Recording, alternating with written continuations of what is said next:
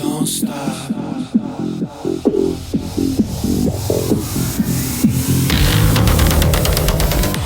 On today's episode of Everything and Anything and a Bit Gay, I'm thrilled to welcome Scott Coon. He is an Army veteran, lifelong storyteller, and author who blends imagination with deep personal truth.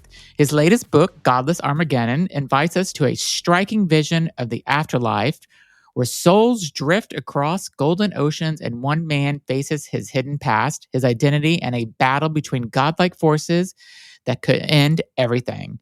It's a story that's much about redemption and self-discovery as it is about a cosmic conflict.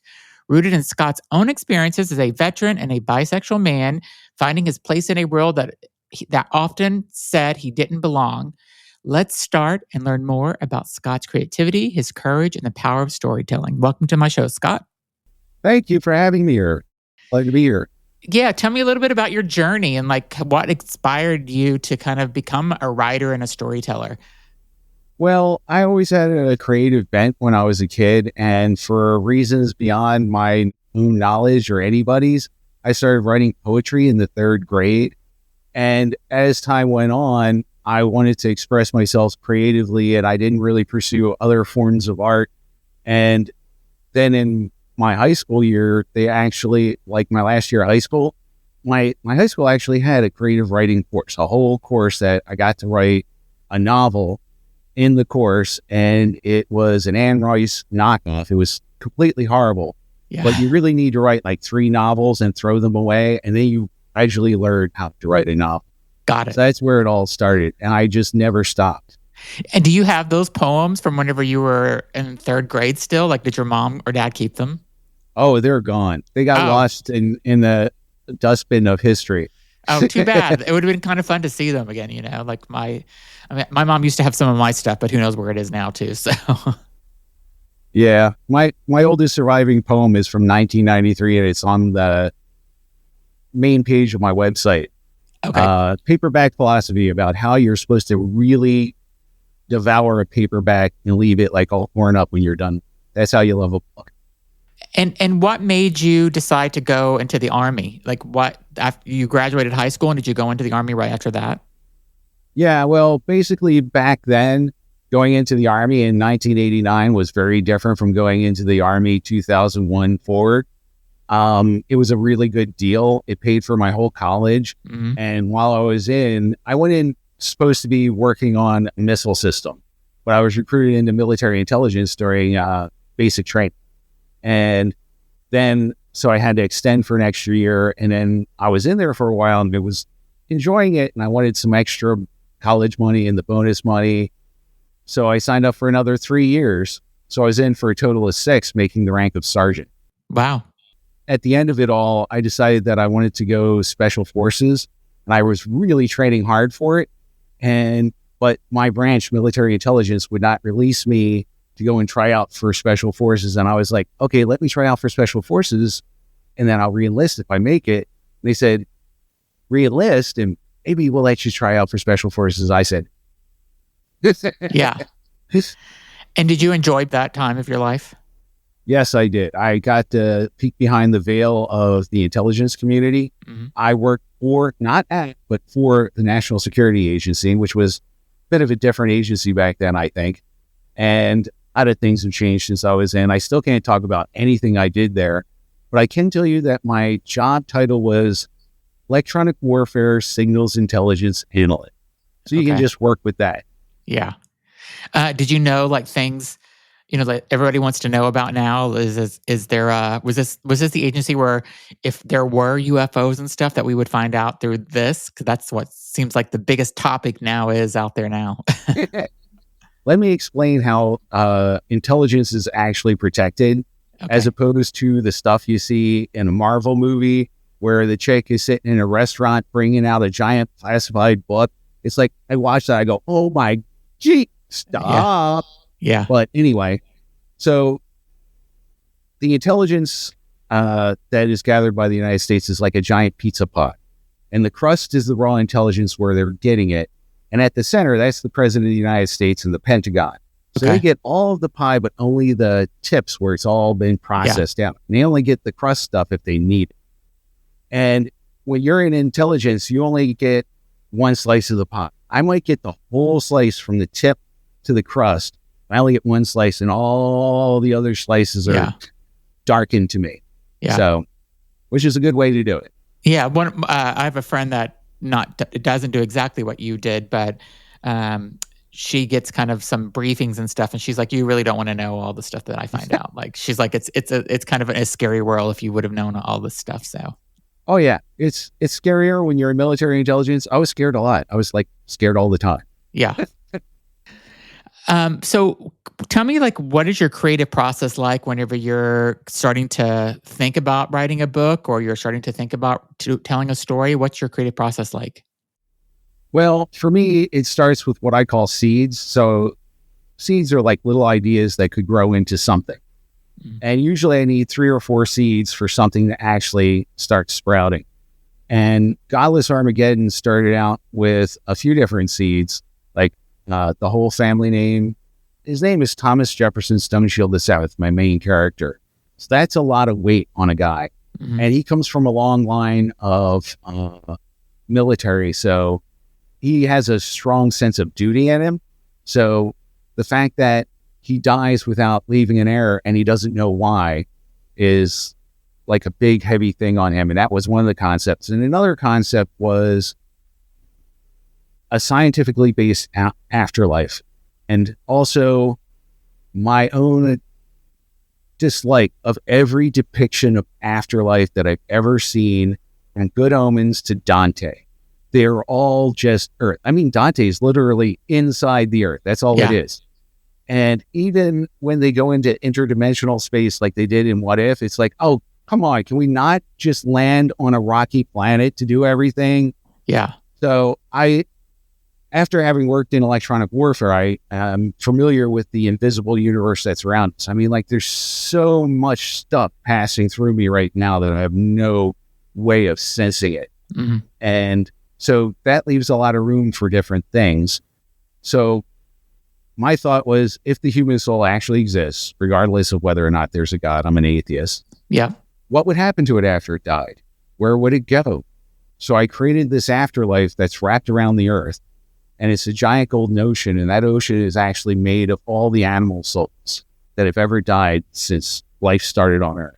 Mm-hmm. And they're really chill relative to our souls, so they just kind of turn gold and become a part of this very relaxed ocean, like they've already achieved nirvana just by being animals. Meanwhile, we're all agitated, so we float to the top of that and become different colored clouds based on our emotions.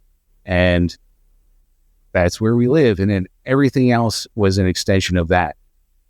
And is that what you think really happens? No, this is just a theory.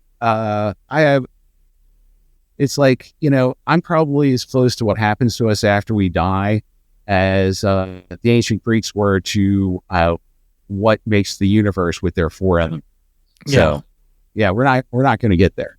It's just not a thing we'll be able to figure out. Yeah, but what do you think happens to us when we die? Well, the most likely thing, which we all hate to think about, is that it all goes blank and we just cease to exist anymore. Yeah. But we don't understand the nature of time. I like to operate on the assumption that after we die, it's like an old-timey record where the needle picks up, goes back to the beginning of the track, and plays all over again. Yeah. So I'm making a point of making every day a day that I wouldn't mind playing over again, if that's our relationship with time. Yeah.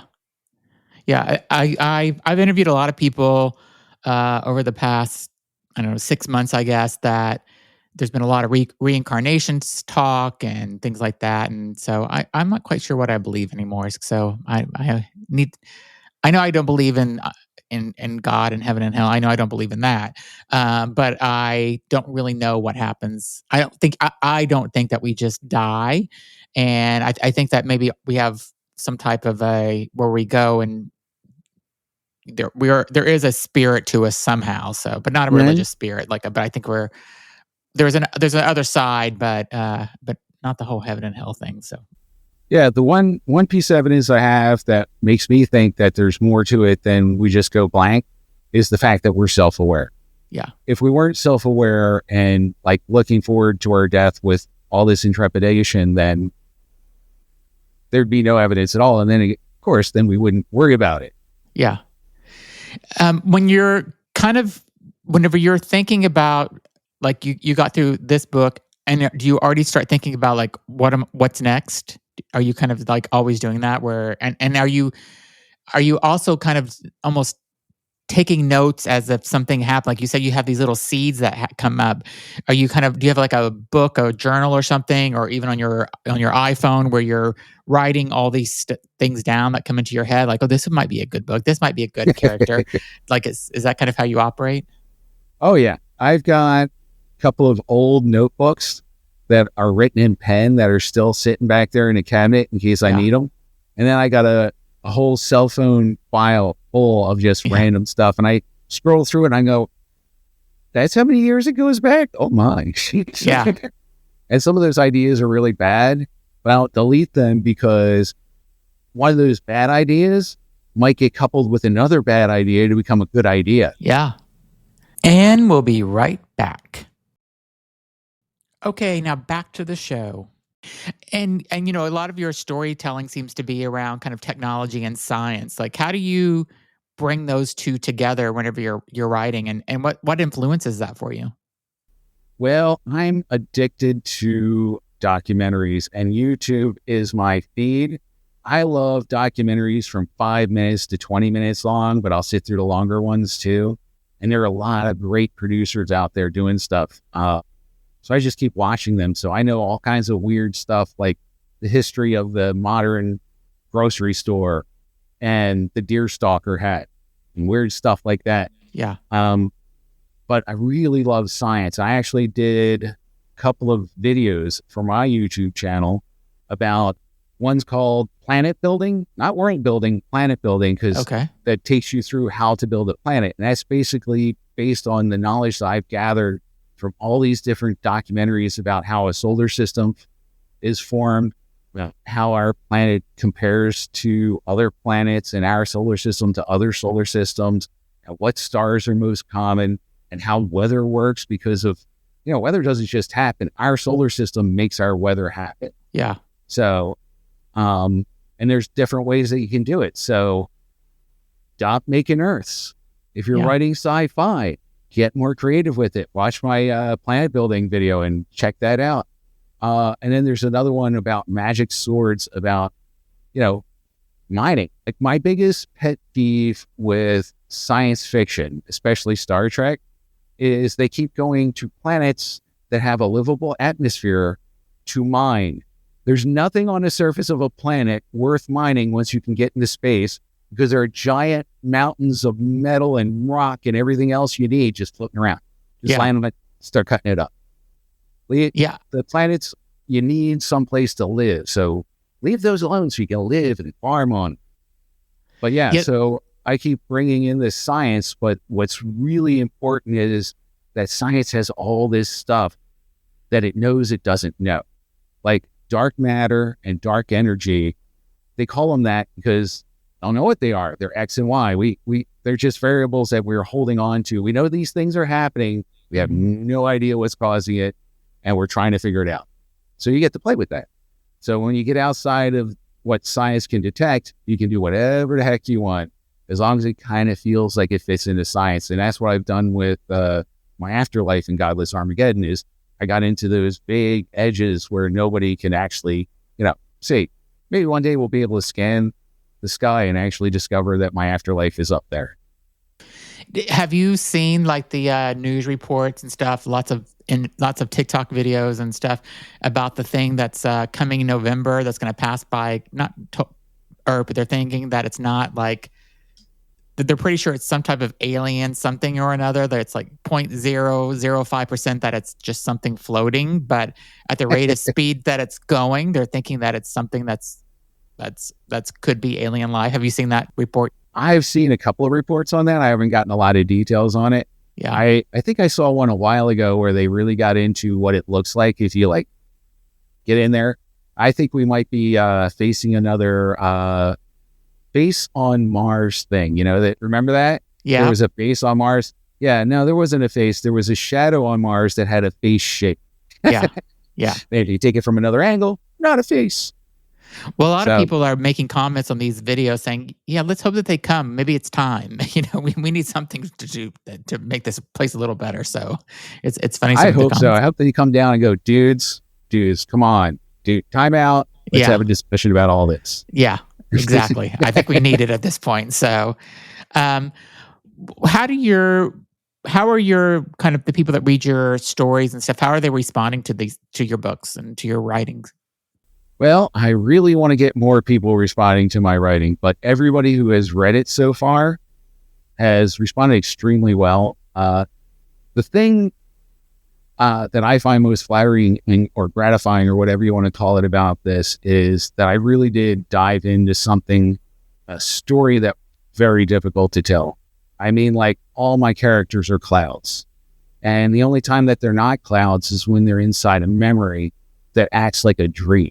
So it gets surreal and rules of reality bend to the dreamer's will. So I managed to get through this entire novel without losing anybody or confusing them. And people would say to me, I felt like I should be getting lost and not be able to follow this, but I was able to follow the whole thing. Mm-hmm. But I credit a lot of that to my writers groups that helped me out with this. This went through like writers groups like 5 times. And when I sent it to the publisher, they're like, yeah, we can barely find a typo. Oh, wow. That's great. Because it went through so much writer groups. So yeah, it took a lot of work, but I finally got there. And people enjoy it and they find it powerful and the ending satisfactory. So yeah. And would you ever want to turn like this latest book? Would you want to ever turn that into like a mini series or even a movie? I dare anybody out there to turn this into a movie because I want to watch it. Yeah. I dare you. Yeah. Who would you want to play in it? Have you thought about that? No, not really.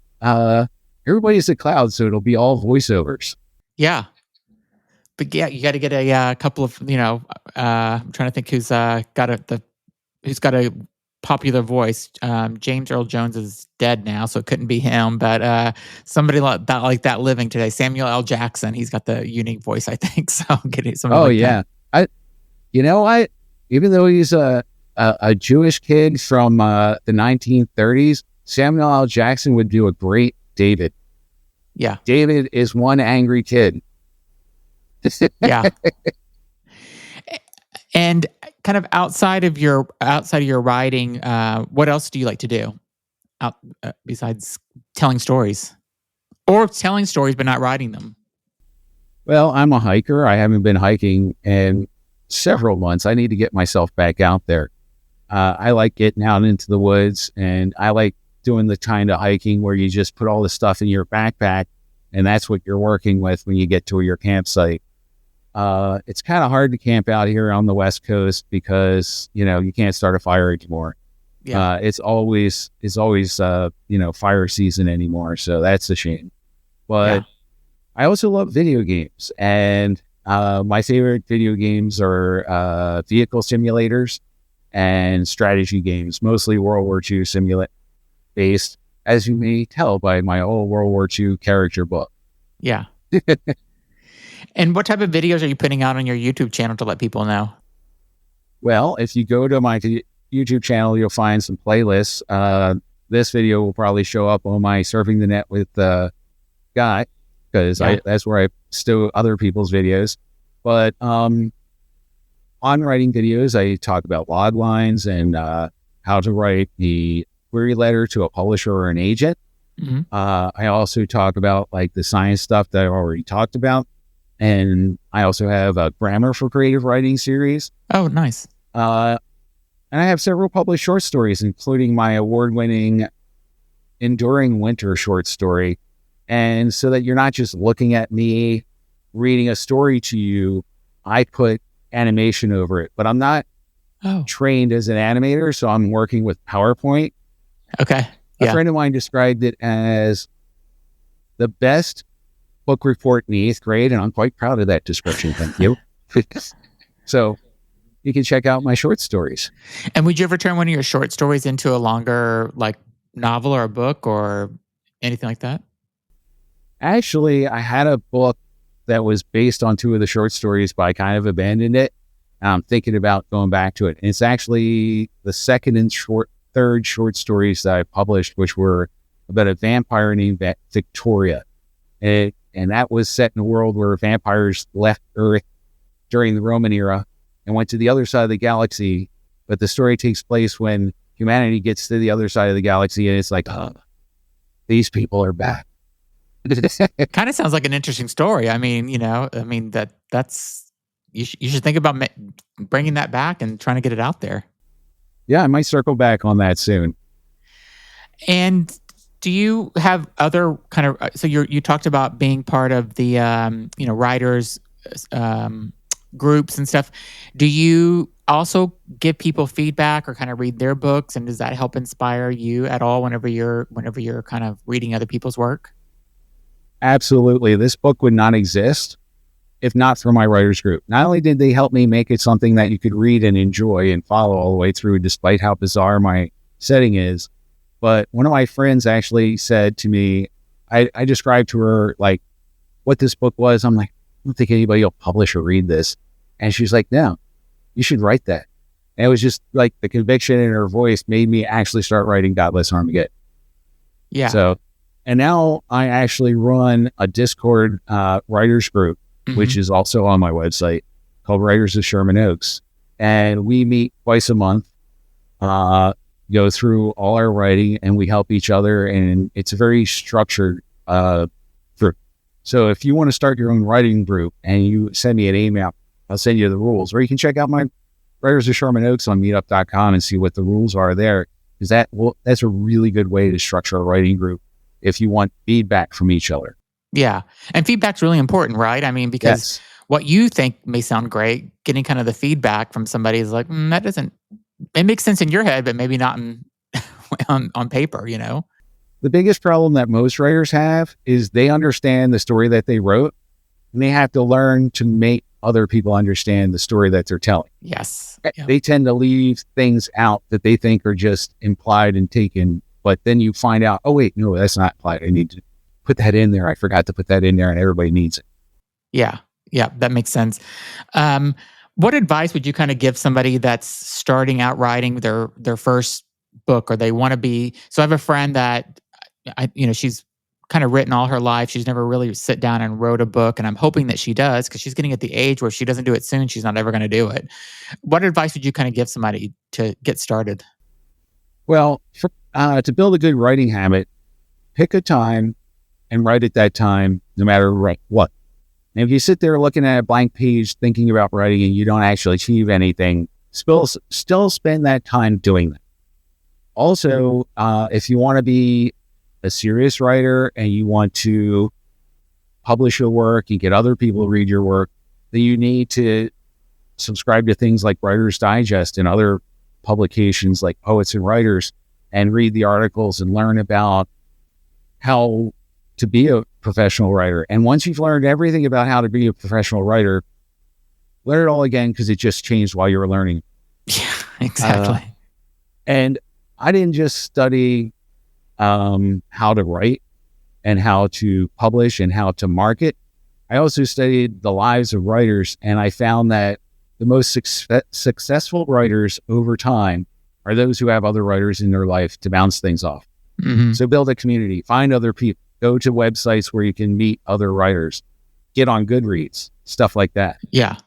And do you kind of go to different, I don't want to say like Comic-Con or anything like that, but are there like those type of like conferences for writers that you go to? Oh yeah. I've been to a lot of writing conferences. The first one I went to was way back in New Jersey, like back in the early 90s, I think. And it was like in a really cheap hotel in the middle of nowhere, New Jersey, that I don't even know why there was a hotel there. Like, why is there a need for a hotel in this location? Yeah. And I remember sitting on the floor, because they didn't even have enough folding chairs, listening to the publisher of a magazine that had rejected me many times, explaining to me why he rejected me many times. Not me personally, just in general. Yeah. Yeah. So I remember sitting there furiously taking notes. And now you get in LA, we have so many book festivals and writing festivals. The LA Festival of Books has a lot of good panels for writers, and that's inspired me to actually put on my own panels. So the Studio City Library here in California has already put on one of mine panels, and another one was at the Library of Sherman Oaks. And I'm going to be putting on another one in October, expect. And we have good turnout, and writers come out and listen to us. So it's like a one panel writing convention for local writers. And I'm going to be at the LosCon, which is more of me trying to sell books to people. So, yeah. Well, Scott, if anybody wants to learn more about Scott, you can go to his website. It's scottcoonsci-fi.com. He's also on Instagram at Scott Coon Sci-Fi. And I'll put both of those into the description of this podcast or video, whatever you're watching. Also, all of his books are available on Amazon, and you got a really good rating on Amazon. So congratulations on that. Thank you. Is there another book that you've written that you would want people to go look at or take a look at that you're like, oh, I'm really proud of this book? Lost Helix. It's about a boy who's born in an asteroid mining colony out in the middle of nowhere, and he's like one solar system removed from civilization. So he's living under corporate rule, and when his dad goes missing, corporate agents come to get him and his guitar, which is an electric guitar with memory in it, and that memory includes a whole bunch of criminal evidence against the corporation. Oh. And he doesn't know that he has it. He's getting chased back to civilization with that evidence. Wow. Amazing. I love I just love the whole sci-fi creativity that you come up with. So it's really, it's amazing. And we need more of that in the world, I think. So thank you. Well, thanks so much for being on. Be sure to go and get Scott's book today. Again, it's on Amazon. Go to the description of this, and I will have a link on there where you can go buy all of his books. So thanks for being on, Scott. I appreciate it. Thank you for having me on. It's been wonderful.